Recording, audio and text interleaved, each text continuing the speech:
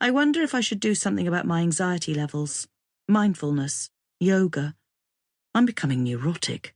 And the last thing I want is for it to affect things between Simon and me. Did Katie tell you about her audition? Simon says. And I'm grateful both for the change in subject and for the softness in his voice that tells me he doesn't hold my paranoia against me. She's been ignoring my texts. I said something stupid this morning. Simon raises an eyebrow, but I don't elaborate. When did you speak to her? I ask, trying not to sound bitter. I've only got myself to blame for Katie's silence. She texted me. I've made him feel awkward now, and I rush to reassure him. It's great that she wanted to tell you. Honestly, I think it's lovely. I mean it. Before Simon moved in, when things were already serious between us, I used to try and engineer occasions when he and the children would be together. I'd remember something I'd left upstairs or go to the loo when I didn't need to, in the hope I'd come back and find them chatting happily together. It hurts me that Katie didn't text me, but I'm glad that she wanted to tell Simon. What's the job? I don't know much. The agency haven't offered her representation, but she made a useful contact, and it sounds like there's a part in the offing. That's great! I want to get out my phone and text Katie to tell her how proud I am, but I make myself wait. I'd rather congratulate her in person. Instead, I tell Simon about Melissa's new cafe and Neil's contract at the Houses of Parliament. By the time pudding comes, we've ordered another bottle of wine, and I've got the giggles over Simon's stories of his time as a junior reporter. Simon pays the bill, leaving a generous tip. He goes to hail a cab, but I stop him. Let's walk. It'll be less than a tenner. I'd like to. We start walking, my arm tucked into Simon's. I don't care about the cost of a taxi ride home. I just want the evening to go on for a little longer. At the crossing, he kisses me, and it turns into a kiss that makes us ignore the beep of the green man and have to press the button all over again. My hangover wakes me at 6. I go downstairs in search of water and an aspirin and switch on Sky News, filling a glass from the tap and drinking greedily from it. When I've drained the glass, I fill it and drink again, holding the side of the sink because I feel as though I'm swaying. I rarely drink in the week, and I'm reminded this is the reason why. Katie's handbag is on the table. She was already in bed when Simon and I got home last night, both of us giggling at the irony of trying not to wake the kids as we crept upstairs.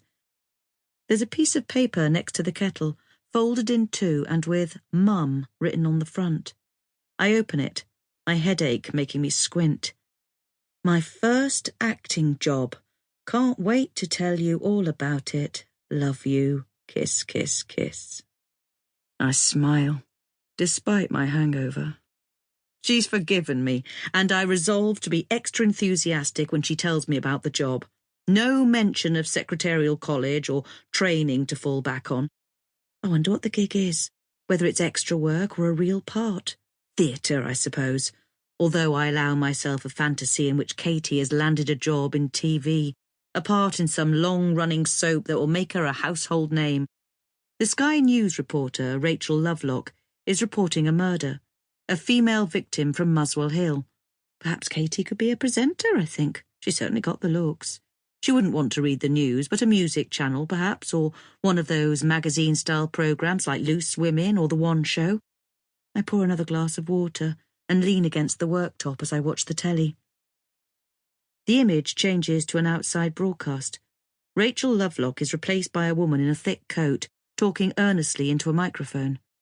As she carries on talking, a picture of the murder victim appears on the screen. Her name was Tanya Beckett, and she doesn't look much older than Katie, although, according to the report, she was 25. Her boyfriend raised the alarm when she didn't come home after work, and she was found in the park late last night, 100 yards from where they lived. Perhaps it's my hangover, or the fact I'm still half asleep, but I look at the photo on screen for a full minute before recognition kicks in. I take in the dark hair, the smiling face, the full figure. I see the necklace with its gleaming silver crucifix. And then I realise it's the woman from yesterday's advert. How fast can you run? When you really have to. In heels and a work skirt with your bag banging against your side. How fast? When you're late for your train and you have to get home and you race down the platform with seconds to spare. How fast can you run? What if it isn't a train you're running for, but your life? If you're late home from work and there's no one in sight, if you haven't charged your phone and no one knows where you are, if the footsteps behind you are getting closer and you know, because you do it every day, that you're on your own, that between the platform and the exit, you won't see another soul.